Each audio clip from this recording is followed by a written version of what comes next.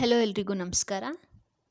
ಇವತ್ತು ನಾನು ಸಿರಿಗನ್ನಡ 10ನೇ ತರಗತಿಯ ಕನ್ನಡ ಪಠ್ಯಪುಸ್ತಕದ ಪದ್ಯಭಾಗವಾದಂತಹ ಸಂಕಲ್ಪ ಗೀತೆ ಜಿ ಎಸ್ ಶಿವರುದ್ರಪ್ಪ ಅವರ ರಚಿತ ಸಂಕಲ್ಪ ಗೀತೆ ಎಂಬ ಪದ್ಯಭಾಗವನ್ನು ವಿವರಿಸ್ಕೊಡ್ತೇನೆ. ಅದಕ್ಕಿಂತ ಮುಂಚೆ ಕೃತಿಕಾರರ ಪರಿಚಯವನ್ನು ತಿಳ್ಕೊಳ್ತಾ ಹೋಗೋಣ. ಜಿ ಎಸ್ ಶಿವರುದ್ರಪ್ಪ ಎಂದೇ ಪ್ರಸಿದ್ಧರಾಗಿರುವಂತಹ ಗುಗ್ಗರಿ ಶಾಂತವೀರಪ್ಪ ಶಿವರುದ್ರಪ್ಪ ಇವರು ಶಿವಮೊಗ್ಗ ಜಿಲ್ಲೆಯ ಶಿಕಾರಿಪುರದವರು. ಸುಮಾರು 1926ರಲ್ಲಿ ಇವರು ಜನಿಸಿದರು ಅನ್ನೋವಂಥದ್ದು ನಮಗೆ ತಿಳಿದಿದೆ. ಮೈಸೂರು, ಉಸ್ಮಾನಿಯಾ ಮತ್ತು ಬೆಂಗಳೂರು ವಿಶ್ವವಿದ್ಯಾನಿಲಯದಲ್ಲಿ ಕನ್ನಡ ಪ್ರಾಧ್ಯಾಪಕರಾಗಿ ಕನ್ನಡ ಅಧ್ಯಯನ ಕೇಂದ್ರದ ನಿರ್ದೇಶಕರಾಗಿ ಸೇವೆ ಸಲ್ಲಿಸಿದ್ದಾರೆ. ಆಧುನಿಕ ಕನ್ನಡದ ಪ್ರಮುಖ ಕವಿಗಳಲ್ಲಿ ಒಬ್ಬರಾದ ಶಿವರುದ್ರಪ್ಪ ಅವರು ಸಾಮಗಾನ, ಒಲವು ಚೆಲುವು, ದೇವಶಿಲ್ಪ, ದೀಪದ ಹೆಜ್ಜೆ, ಅನಾವರಣ, ವಿಮರ್ಶೆಯ ಪೂರ್ವ ಪಶ್ಚಿಮ, ಮಾಸ್ಕೋದಲ್ಲಿ 22 ದಿನಗಳು, ಸೌಂದರ್ಯ ಸಮೀಕ್ಷೆ ಮುಂತಾದ ಕೃತಿಗಳನ್ನು ರಚಿಸಿದ್ದಾರೆ. ಜಿ ಎಸ್ ಶಿವರುದ್ರಪ್ಪ ಅವರು ರಚಿಸಿರುವಂತಹ ಪ್ರಮುಖ ಕೃತಿಗಳು ಯಾವುದಾದಪ್ಪ ಅಂತ ಹೇಳಿದ್ರೆ ಸಾಮಗಾನ, ಚೆಲುವು ಒಲವು, ದೇವಶಿಲ್ಪ, ದೀಪದ ಹೆಜ್ಜೆ, ಅನಾವರಣ, ವಿಮರ್ಶೆಯ ಪೂರ್ವ ಪಶ್ಚಿಮ, ಮಾಸ್ಕೋದಲ್ಲಿ 22 ದಿನಗಳು, ಸೌಂದರ್ಯ ಸಮೀಕ್ಷೆ ಮುಂತಾದ ಕೃತಿಗಳು ಅಂತ ಹೇಳಬಹುದು. ಬಹುಶಃ 2 ಅಂಕದ ಪ್ರಶ್ನೆಗಳಿಗೆ ಕೇಳುವಂತಹ ಚಾನ್ಸಸ್ ಇರುತ್ತೆ. ಜಿ ಎಸ್ ಶಿವರುದ್ರಪ್ಪ ಅವರು ರಚಿಸಿರುವಂತಹ ಪ್ರಮುಖ ಕೃತಿಗಳನ್ನು ಹೆಸರಿಸಿ ಅಂತೇಳಿ. ಸೊ ಇದು ಕೂಡ ಇಂಪಾರ್ಟೆಂಟ್. ಕಾವ್ಯಾರ್ಥ ಚಿಂತನ ಕೃತಿಗೆ ಕೇಂದ್ರ ಸಾಹಿತ್ಯ ಅಕಾಡೆಮಿ ಪ್ರಶಸ್ತಿಯನ್ನು ಪಡೆದಿರುವಂತಹ ಜಿ ಎಸ್ ಶಿವರುದ್ರಪ್ಪ ಅವರು ಹಂಪಿ ಕನ್ನಡ ವಿಶ್ವವಿದ್ಯಾನಿಲಯದ ನಾಡೋಜ ಪುರಸ್ಕಾರಕ್ಕೆ ಭಾಜನರಾಗಿದ್ದಾರೆ. ಮೈಸೂರು ಮತ್ತು ಕುವೆಂಪು ವಿಶ್ವವಿದ್ಯಾನಿಲಯಗಳ ಗೌರವ ಡಿ.ಲಿಟ್ ಪದವಿ, ರಾಷ್ಟ್ರಕವಿ ಅಭಿಧಾನ ಮತ್ತು ಪಂಪ ಪ್ರಶಸ್ತಿಗೆ ಪಾತ್ರರಾಗಿದ್ದಾರೆ. 1992ರಲ್ಲಿ ದಾವಣಗೆರೆಯಲ್ಲಿ ಸಮಾವೇಶಗೊಂಡ 61ನೆಯ ಅಖಿಲ ಭಾರತ ಕನ್ನಡ ಸಾಹಿತ್ಯ ಸಮ್ಮೇಳನದ ಅಧ್ಯಕ್ಷರು ಕೂಡ ಇವರಾಗಿದ್ದರು ಅಂತೇಳಿ ನೆನ್ಪಿಡಬೇಕು. ಜಿ ಎಸ್ ಶಿವರುದ್ರಪ್ಪ ವಿರಚಿತ ಎದೆದುಂಬಿ ಹಾಡಿದೆನು ಕವನ ಸಂಕಲನದಿಂದ ಪ್ರಸ್ತುತ ಸಂಕಲ್ಪ ಗೀತೆ ಅನ್ನೋ ಕವಿತೆಯನ್ನು ನಾವು ಆಯ್ಕೆ ಮಾಡಿಕೊಂಡಿದ್ದೇವೆ. ಇದು ತುಂಬ ಇಂಪಾರ್ಟೆಂಟ್ ಆಗುತ್ತೆ. ಯಾವ ಒಂದು ಕವನ ಸಂಕಲನದಿಂದ ಸಂಕಲ್ಪ ಗೀತೆ ಎಂಬ ಕವಿತೆಯನ್ನು ಆಯ್ದುಕೊಳ್ಳಲಾಗಿದೆ ಅಂತ ಕೇಳಿದರೆ ಎದೆದುಂಬಿ ಹಾಡಿದೆನು ಅನ್ನೋವಂಥ ಒಂದು ಕವನ ಸಂಕಲನ. ಜಿ ಎಸ್ ಶಿವರುದ್ರಪ್ಪ ಅವರನ್ನು ಇನ್ನೊಂದು ರೀತಿಯಲ್ಲಿ GSS ಅಂತ ಕೂಡ ಸಂಬೋಧಿಸ್ತಾರೆ. ಅದು ಕೂಡ ನಮಗೆ ಗೊತ್ತಿರಬೇಕಾಗಿತ್ತೆ. ಇದಿಷ್ಟು ಕೃತಿಕಾರರ ಪರಿಚಯ.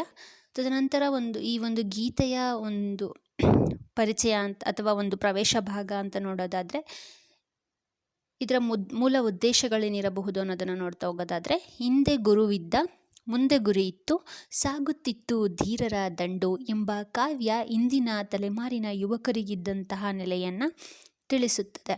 ಅಂದರೆ ಹಿಂದೆ ಏನು ಹೇಳ್ತಾ ಇದ್ರು, ನಮ್ಮ ಹಿಂದೆ ಗುರು ಇರಬೇಕು, ನಮ್ಮ ಮುಂದೆ ಗುರಿ ಇರಬೇಕು, ನಾವು ಅದರ ಮುಂದೆ ನಡೀತಾ ಹೋಗಬೇಕು ಅನ್ನೋಂಥ ಉದ್ದೇಶವನ್ನು ಇಟ್ಕೊಂಡು ಯುವಕರೆಲ್ಲರೂ ಕೂಡ ಒಂದು ಹೊಸ ಚಿಲುಮೆಯೊಂದಿಗೆ ತಮ್ಮ ಗುರಿಯನ್ನು ತಲುಪಲಿಕ್ಕೆ ಪ್ರಯತ್ನ ಪಡ್ತಾ ಇದ್ರು.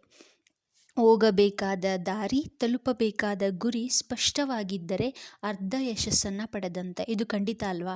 ನಾವು ಹೋಗ್ಬೇಕಾಗಿರುವಂತಹ ದಾರಿ ಮತ್ತು ತಲುಪಬೇಕಾಗಿರುವಂತಹ ಗುರಿ ನಮಗೆ ಸ್ಪಷ್ಟವಾಗಿರಬೇಕು.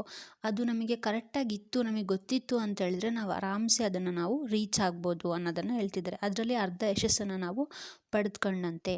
ಸ್ವಾತಂತ್ರ್ಯ ನನ್ನ ಆಜನ್ಮ ಸಿದ್ಧ ಹಕ್ಕು ಎಂದು ತಿಲಕರು ಸ್ವತಂತ್ರಗಳಿಸುವುದೇ ಜೀವನದ ಏಕೈಕ ಸಂಪಲ್ಪ ಎಂದುಕೊಂಡ ರಾಷ್ಟ್ರಪಿತ ಗಾಂಧೀಜಿ ಸಾಧಕರೆನಿಸಿಕೊಂಡರು. ಹೌದಲ್ವಾ? ಅವರೆಲ್ಲ ಒಂದು ಬದ್ಧನೆಗೆ ಒಳಗಾಗಿದ್ರು. ಹೌದಲ್ವಾ? ಏನಂತ ಹೇಳ್ತಿದ್ದಾರೆ, ತಿಲಕರು ಮತ್ತು ಗಾಂಧೀಜಿಯವರೆಲ್ಲ ಸಾಧಕರೆನಿಸಿಕೊಂಡದ್ದು ಯಾಕೆ? ಅವ್ರಿಗೊಂದು ಸ್ಪಷ್ಟವಾದ ಗುರಿ ಇತ್ತು, ಅದನ್ನು ಅವರು ತಲುಪಿದ್ರು ಅನ್ನೋದನ್ನು ಇಲ್ಲಿ ಹೇಳ್ತಾ ಇರೋವಂಥದ್ದು. ಇತಿಹಾಸ ದಾಖಲಿಸುವುದು, ನೆನಪಿಸುವುದು ಇಂತಹ ಸಾಧಕರನ್ನು. ಇತಿಹಾಸದಲ್ಲಿ ನಾವೇನಾದರೂ ನೆನೆಸ್ಕೊಳ್ತೀವಿ ಅಂತ ಹೇಳಿದ್ರೆ ಇಂತಹ ಸಾಧಕರನ್ನು, ಅವರ ಸ್ಪಷ್ಟ ಗುರಿಯೆಡೆಗೆ ತಲುಪಿದಂತಹ ಸ್ಪಷ್ಟ ನಿಲುವನ್ನು ಹೊಂದಿದ್ದಂತಹ ಸಾಧಕರನ್ನು ಅಂತೇಳಿ ಹೇಳ್ತಿದ್ದಾರೆ.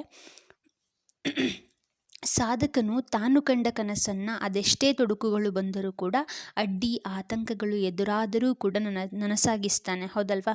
ಸಾಧಕನಿಗೆ ಯಾವ ರೀತಿ ಒಂದು ಮೈಂಡ್ಸೆಟ್ ಇರಬೇಕು ಅಂತೇಳಿದರೆ, ಅದೆಷ್ಟೇ ತೊಡಕುಗಳು, ಅದೆಷ್ಟೇ ತೊಂದರೆಗಳು ಅವನ ಮಧ್ಯದಲ್ಲಿ ಎದುರಾದರೂ ಕೂಡ, ಯಾವುದೇ ಅಡ್ಡಿ ಆತಂಕಗಳು ಎದುರಾದರೂ ಕೂಡ ಅವನು ಅವುಗಳಿಗೆ ಯಾವುದಕ್ಕೂ ಲೆಕ್ಕಿಸದೆ ತನ್ನ ಕನಸಿನ ಮೇಲೆ ಗುರಿಯನ್ನು ಇಡ್ತಾ ಹೋಗಬೇಕು ಅನ್ನೋದನ್ನು ಹೇಳ್ತಿದ್ದಾರೆ. ಹೀಗೆ ಸಂಕಲ್ಪದತ್ತ ದೃಢ ನಿರ್ಧಾರದಿಂದ ಕಾರ್ಯಶೀಲರಾದರೆ ಅಸಾಧ್ಯವಾದದ್ದು ಯಾವುದೂ ಇಲ್ಲ. ನೋಡಿ ಎಷ್ಟು ಚೆನ್ನಾಗಿದೆ ಮಾತಿದು.